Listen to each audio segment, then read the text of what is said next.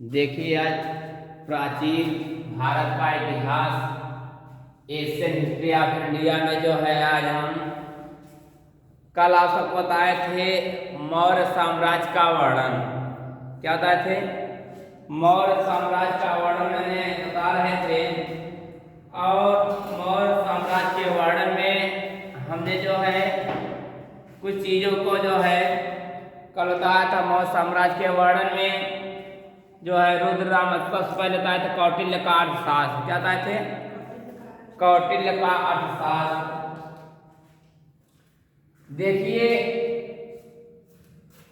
पहली टॉपिक थी मौर्य साम्राज्य का संस्थापक कौन थे? चंद्रगुप्त मौर्य थे। देखिए कल मैं बताया था मौर्य साम्राज्य कहाँ से मौर्यों का साम्राज्य कहाँ से हुआ, जिसके संस्थापक कौन थे? चंद्रगुप्त मौर्य को माना जाता है। जिसके संस्थापक चंद्रगुप्त मौर्य को माना जाता है। और मौर्य साम्राज्य के अंतर्गत सबसे पहला आता है कौटिल्य का अर्थशास्त्र। क्या आता है? कौटिल्य का अर्थशास्त्र। कौटिल्य का अर्थशास्त्र। कौटिल्य का अर्थशास्त्र में यह वर्णन मिलता है कौटिल्य का अर्थशास्त्र पूर्णतः जो है राजनीतिक विज्ञान से संबंधित है। किस विज्ञान से? राजनीतिक विज्ञान से संबंधित है। कौटिल्य का अन्य नाम जो है विष्णुगुप्त या चाणक्य के नाम से भी जाना जाता है। कौटिल्य का अर्थशास्त्र जो है यह जो पूरी तरह से राजनीतिक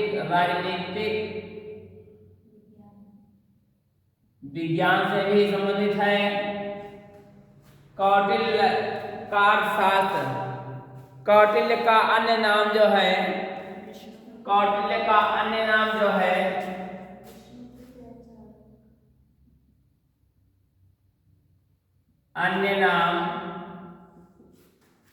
विष्णु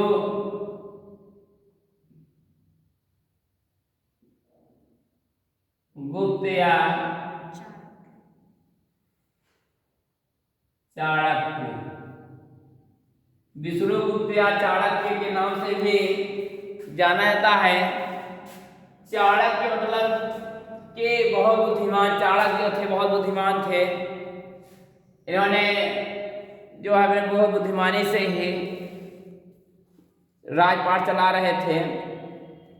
यह मौर्य साम्राज्य के विषय में जानकारी का प्रमुख स्रोत है।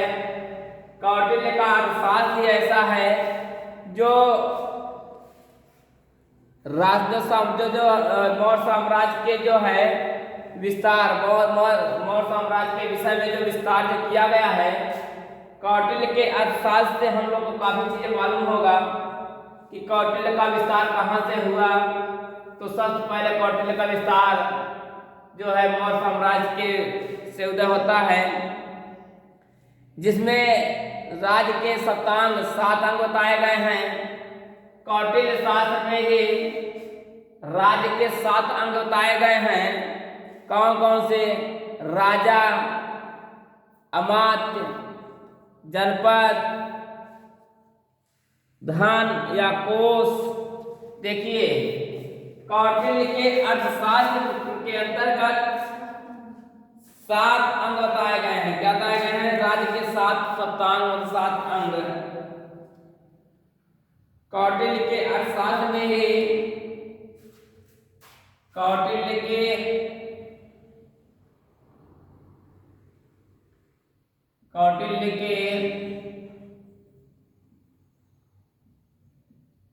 अर्थशास्त्र में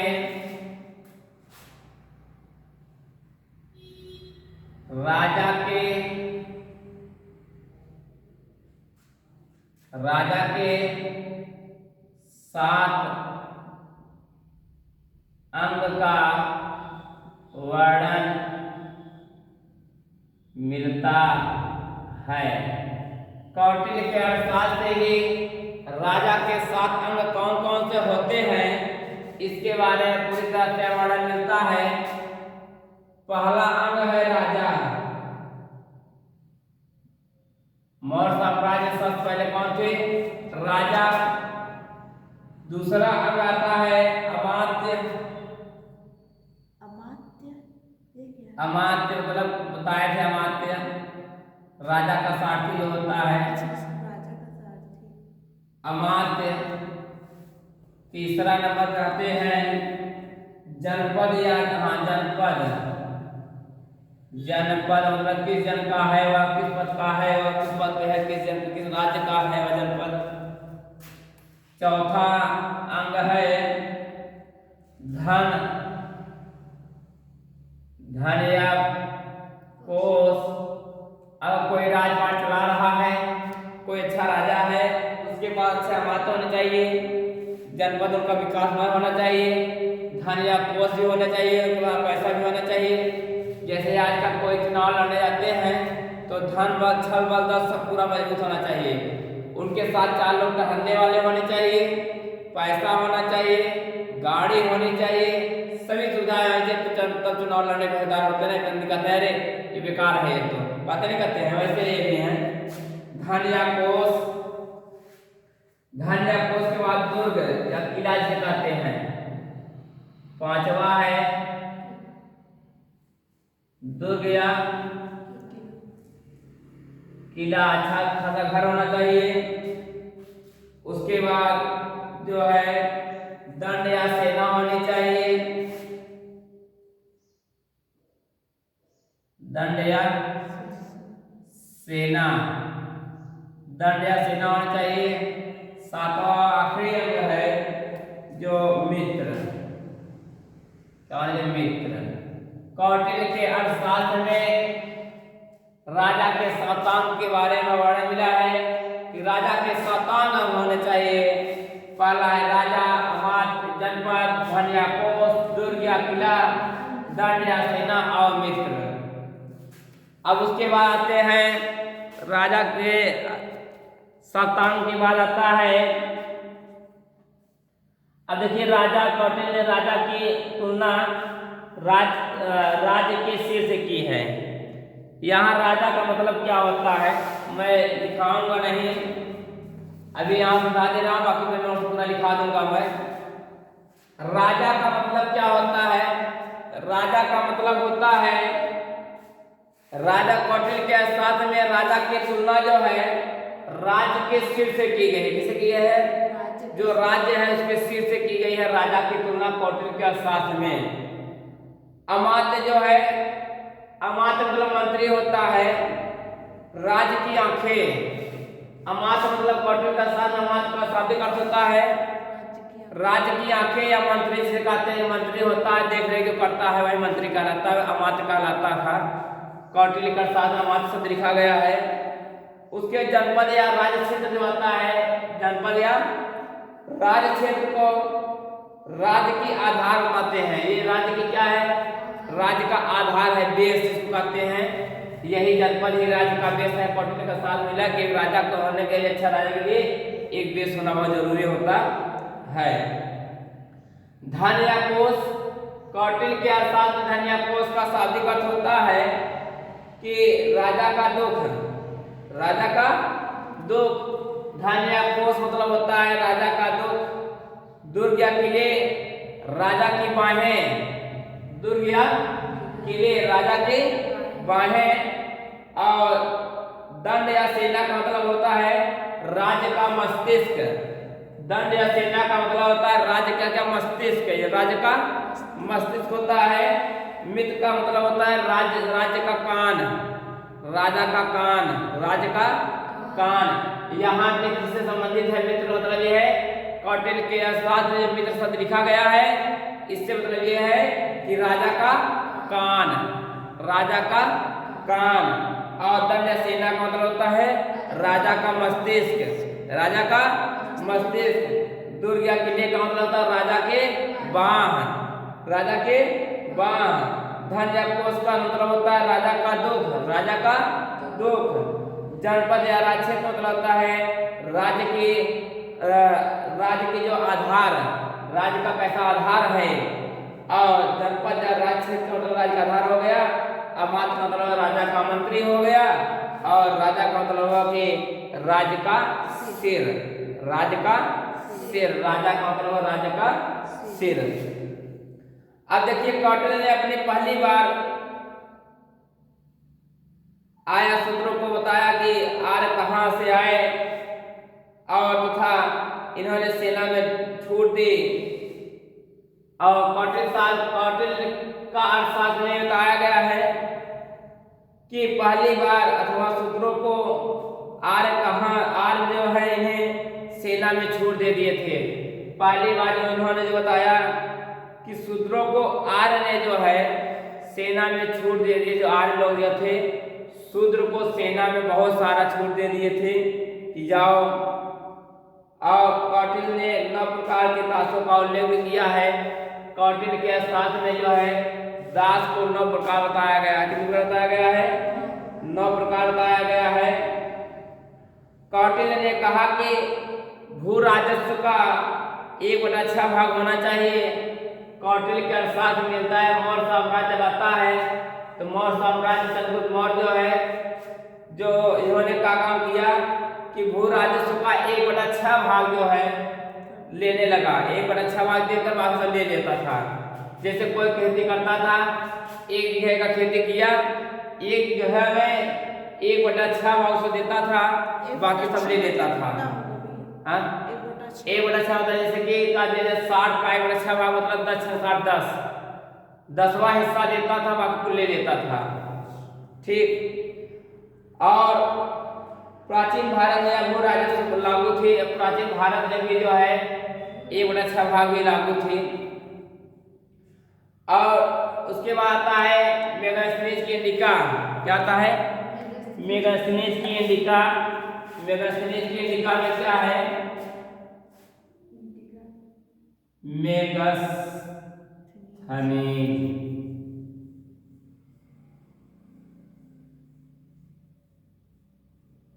मेगास्थनीज की इंडिका। देखिए मेगास्थनीज की इंडिका के अंतर्गत आता है मेगास्थनीज जो है सेल्यूकस का राजनीतिक था। या जो मेगास्थनीज जो है सेल्यूकस राज था। कौन था?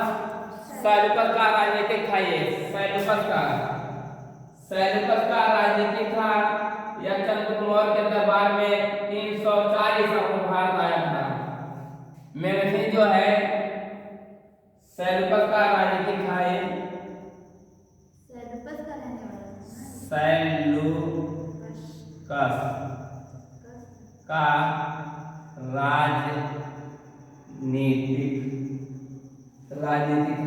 राजनीतिक था। यह सेल्यूकस का रहने वाला था। ठीक है। और इन्होंने पहली बार 304 ईसा पूर्व में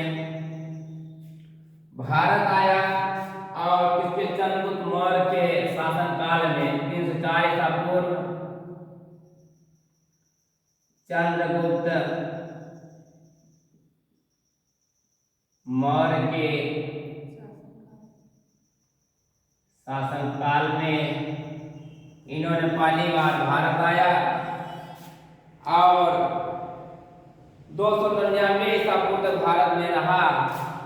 और जो है 299 ईसा पूर्व तक भारत में रहा। उसके बाद जो है मेगास्थनीज की इंडिका से हमें मौर्य शासन के बारे में निश्चित जानकारी मिलती है। मेगास्थनीज की इंडिका से हमें मिलता है कि चंद्रगुप्त मौर्य के जो शासनिक कार्य जो था क्या क्या था। मेगास्थनीज ने चंद्रगुप्त मौर्य की राजधानी पोली या पाटलिपुत्र बताया। मेगस्थनीज ने पहली बार बताया कि चंद्रगुप्त मौर्य की राजधानी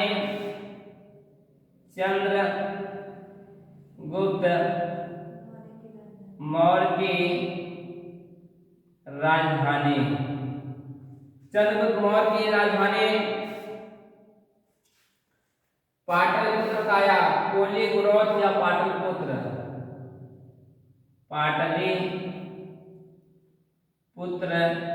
या पोलीग्रोथ। पाटलिपुत्र या पोलीग्रोथ का विस्तृत वर्णन मिलता है तथा मेगस्थनीज की इंडिका में भी मिलता है कि चंद्रगुप्त मौर्य की राजधानी थी और यही जो है चंद्रगुप्त मौर्य की राजधानी पाटलिपुत्र मानी जाती थी। क्या चंद्रगुप्त मौर्य की राजधानी क्या मानी जाती थी? पाटलिपुत्र जो है चंद्रगुप्त मौर्य की राजधानी मानी जाती थी। उसके बाद जो है मेगस्थनीज की इंडिका में मिलता है चंद्रगुप्त मौर्य ने उत्तरापथ सड़क का निर्माण भी करवाया था। मेगस्थनीज की इंडिका में मिलता है चंद्रगुप्त मौर्य ने जो है उत्तरापथ के सड़क का निर्माण करवाया। और उसके बाद जो है सिंध से बंगाल के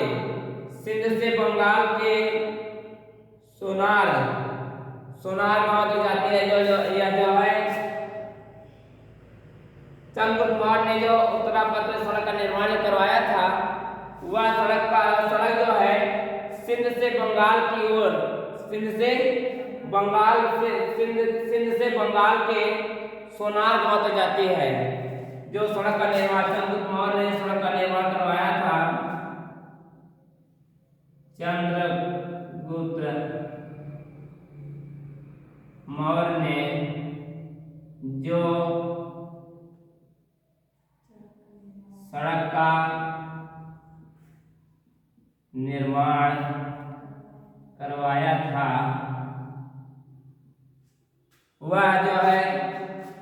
वह सिंध से बंगाल के सोनार नामक गांव तक जाती है। कहाँ? सिंध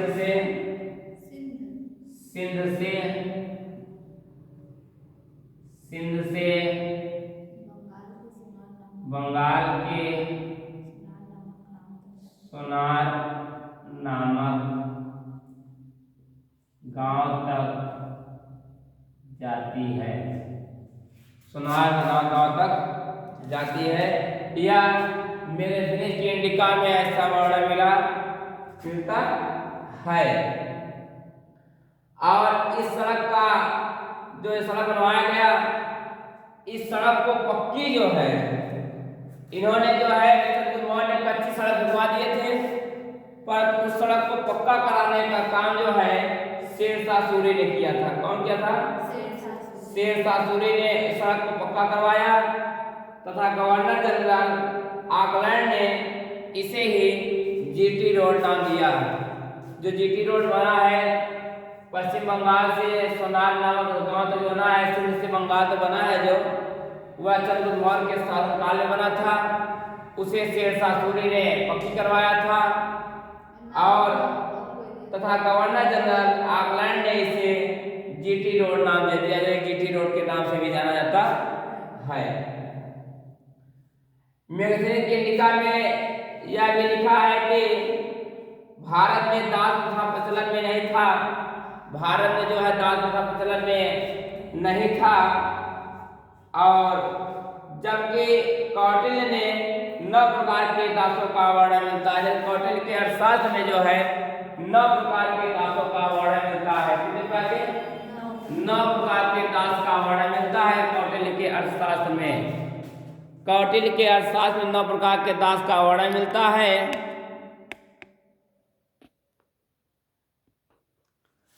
कौटिल्य के अर्थशास्त्र में 9 प्रकार के दास का वर्णन मिलता है।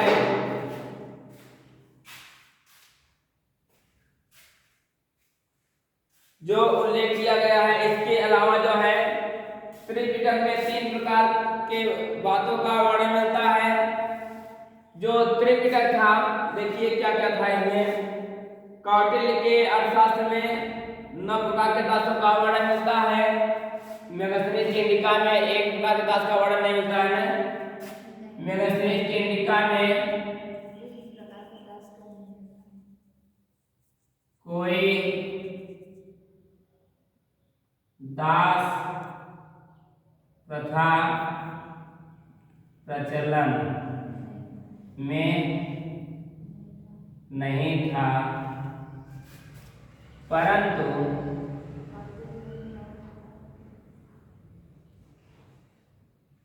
कौटिल्य के अर्थशास्त्र में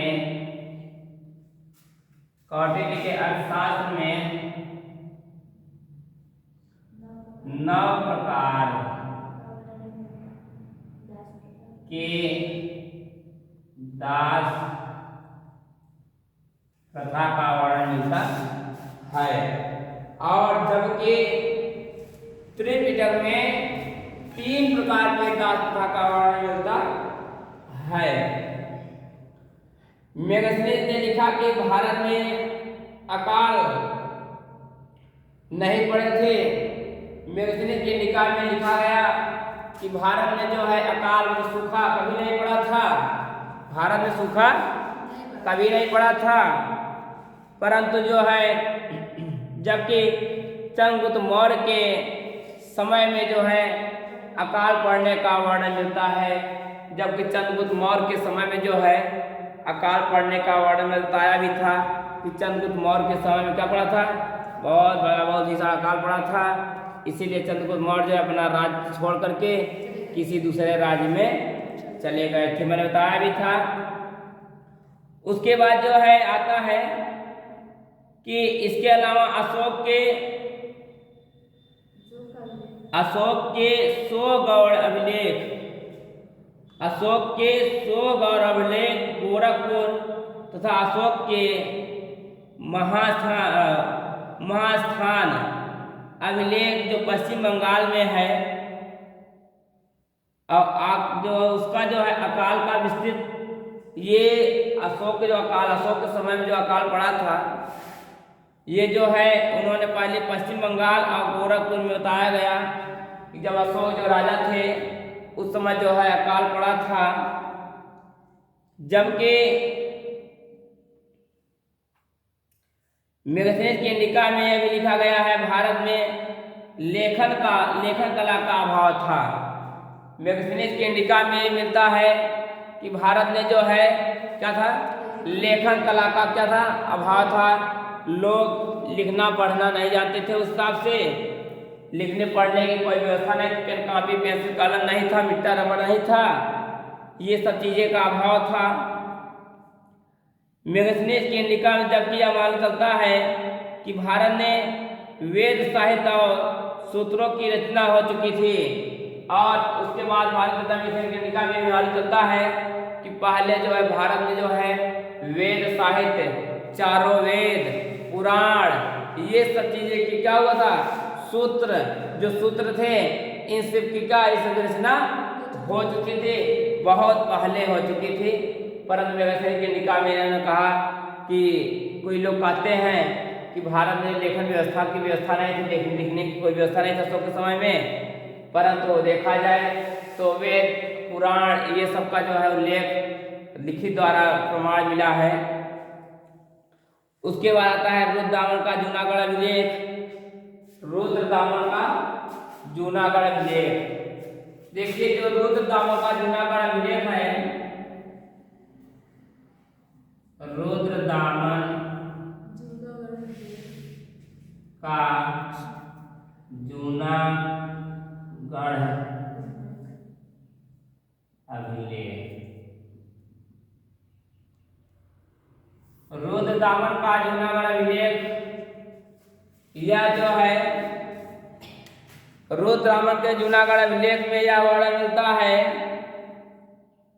कि इनका जो अभिलेख जो है 150 ईस्वी में सब शासक रुद्रदामन के समय में, जब रुद्रदामन का जूनागढ़ अभिलेख आया, इन्होंने 150 ईस्वी में जो है रुद्र के राजा शासक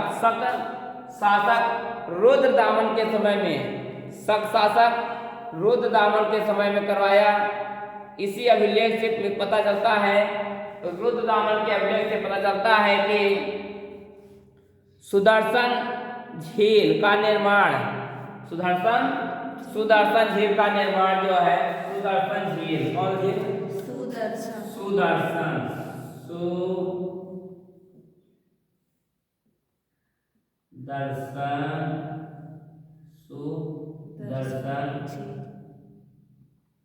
झील जो वर्तमान समय में महाराष्ट्र है, जो वर्तमान समय महाराष्ट्र में है। रुद्रदामन के जूनागढ़ अभिलेख में मिलता है कि सुदर्शन झील का निर्माण जो है सौराष्ट्र, जो महाराष्ट्र नाम रखा गया, पहले इसका नाम सौराष्ट्र था। क्या था? सौराष्ट्र।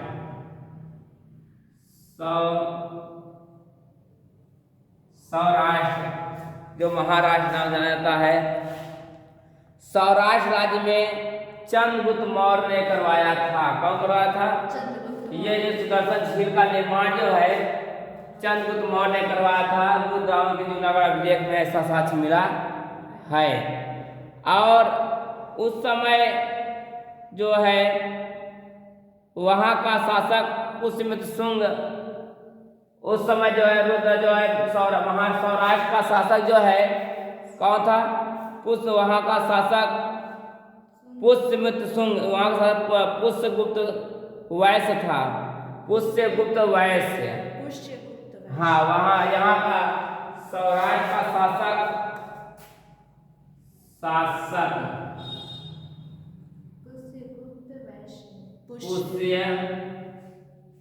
पुष्यगुप्त वैश्य था। उस समय जो सुदर्शन झील का निर्माण करवाया गया था जिस राज्य में, वहाँ का शासक जो है पुष्यगुप्त वैश्य था। और इसी अभिलेख से पता चलता है, रुद्रदामन के जूनागढ़ अभिलेख से ही पता चलता है कि सुदर्शन झील का निर्माण सम्राट अशोक के समय में वहाँ का शासक जो है तुस ने करवाया था। वहाँ के शासक तुस ने करवाया था। रुद्रदामन के समय इसी झील का पुनर्निर्माण रुद्रदामन जूनागढ़ के अभिलेख में मिलता है कि रुद्रदामन के समय जो है जो सुदर्शन झील का पुनः निर्माण जो है दोबारा निर्माण करवाया जो है वहाँ का राज्यपाल सुविशाख ने, वहाँ का जो राजा का जो शासक था, इसका शासक जो था वहाँ का राज्यपाल जो बनाया गया था, उन्होंने पुनः जो सुदर्शन झील का निर्माण कराया जिसका नाम है सुविशाख ने जो है सुदर्शन झील का जो पुनः निर्माण करवाया। अच्छे और जो बिगड़ गया था उसे फिर जो टूट गया था, खराब हो गया था, सही करवाया। जबकि गुप्त शासक स्कंदगुप्त के समय में वहाँ का प्रशासक या राज्यपाल जो है पर्णदत्त ने किया था। वहाँ का राज्यपाल जो है पर्णदत्त था। किसके? स्कंदगुप्त के समय में। स्कंदगुप्त के समय में सौराष्ट्र का जो है प्रशासक या राज्यपाल जो है पर्णदत्त था। कौन था? पर्णदत्त था। और विशाख दत्त की मुद्रा राक्षस आता है। विशाख दत्त की मुद्रा राक्षस चंद्रगुप्त मौर्य के प्रारंभिक जीवन की जानकारी मिलती है। विशाख दत्त की मुद्रा राक्षस से जो है चंद्रगुप्त मौर्य के जीवन के बारे में जो है विस्तार से वर्णन मिलता है, विस्तृत वर्णन मिलता है। इसे आप नोट कर लीजिए।